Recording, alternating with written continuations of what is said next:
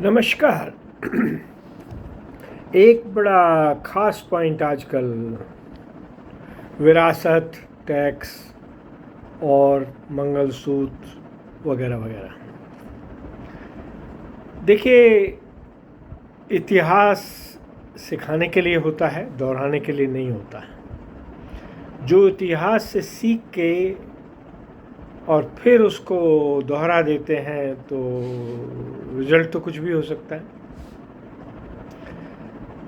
सवाल उठता है कि बड़े बड़े नेता इस बात पे कैसे आ गए कि विरासत टैक्स हो और उसके जो कॉन्सिक्वेंसेस हैं कि मंगलसूत्र, प्रॉपर्टी, सोना, चांदी वगैरह वगैरह। अगर हम भारत के इतिहास में, हिंदुस्तान के इतिहास में, इंडिपेंडेंस वाले पीरियड में वापस जाएं तो इंडिपेंडेंस के एकदम बाद भारत में प्रिंसली स्टेट्स थे और जमींदार थे। समय के साथ दोनों को ही ख़त्म कर दिया गया। प्रिंसली स्टेट्स इसलिए ख़त्म हुए कि भारत को एक यूनिफाइड भारत बनाना था और जमींदारी उन्मूलन इसलिए हुआ कि सबको बराबर ज़मीन का हक देना था। लेकिन समय के साथ जो ऊपर फिर से हम चले तो बड़े बड़े इंडस्ट्रियलिस्ट हो गए, बिजनेसमैन हो गए, ज़मींदार तो ख़त्म हो गए। 1000, 2000, 3000, 4000 बीघे ज़मीन वाले, उनकी तो ज़मीन बांट दी गई लेके। लेकिन जो बिजनेसमैन आए उन्होंने वही ज़मीन खरीद के, खेती की ज़मीन खरीद के इंडस्ट्री बिजनेस के नाम से बना दी।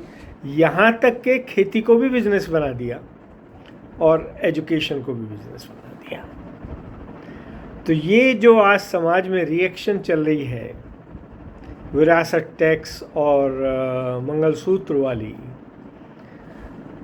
हम पार्टी या किसी नेता की बात नहीं कर रहे, हम एक विचारधारा की बात कर रहे हैं। इसकी उत्पत्ति पीछे जब सेकुलर पैदा हुआ तभी ये सारी चीज़ें भी पैदा हो गई। सेकुलरिज्म का बेसिकली मतलब था कि सब धर्मों को बराबर की इज्जत दीजिए, सब धर्मों को अपना अधिकार होना चाहिए, जो जिस धर्म को मानता है अपना करे।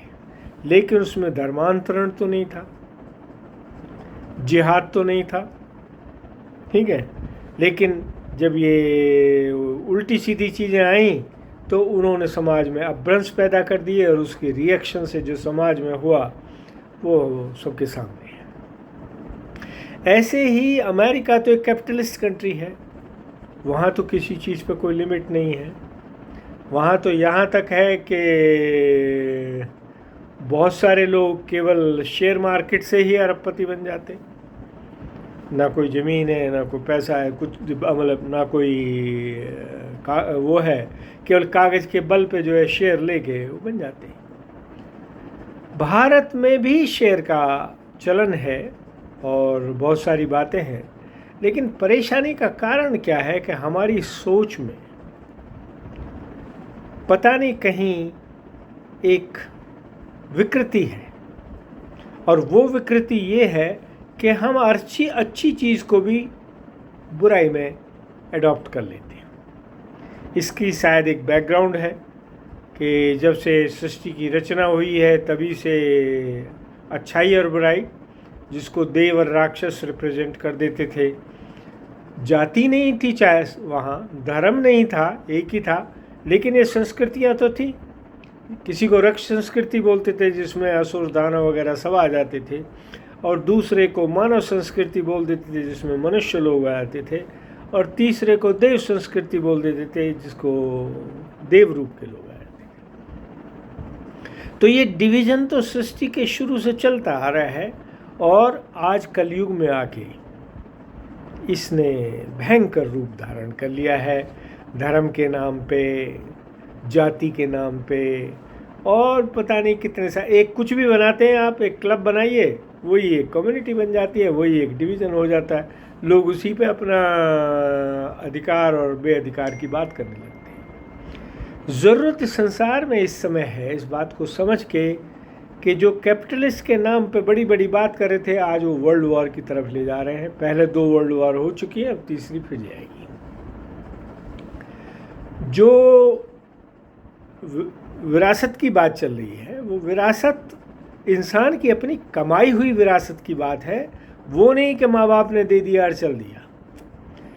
जो कैपिटलिस्ट सोसाइटीज़ हैं उनमें माँ बाप से लेके आगे देने वाला हिसाब किताब जो है बहुत ज़्यादा चल नहीं पाता है जब तक इंसान खुद नहीं है। हमारे यहाँ कहावत है कि पहली जनरेशन बनाती है, दूसरी बढ़ाती है, तीसरी एंजॉय करती है, चौथी से गायब शुरू हो जाता है। ये है विरासत का जो मुद्दा है। आज जो परेशानी है वो ये है कि कुछ लोग सोचते हैं कि जब पहले उन्मूलन हुआ था तो आज भी हो सकता है, और उसी भावना को लेके, उसी इतिहास की भावना को लेके आज जो एक मुद्दा शुरू हो गया है, जो कि नहीं होना चाहिए था लेकिन उसने नेशनल रूप धारण कर लिया, वो विरासत टैक्स या मंगलसूत्र से जुड़ी हुई बातें हैं। ज़रूरत है इंसान को अच्छा इंसान बनाने की। देखिए, सब अच्छे मैनेजर नहीं हैं, सब अच्छे किसान नहीं हैं, सब अच्छे व्यवसायी नहीं हैं। परमात्मा ने सबको अलग अलग बनाया है। उनकी अच्छाइयों को देख के हम अच्छाई की तरफ बढ़ाएं और पूरे समाज के लिए काम करें तो सुख शांति रहेगी, नहीं तो संसार में झगड़े ही होंगे। देखिएगा इसको। परमात्मा सबको सद्बुद्धि दे।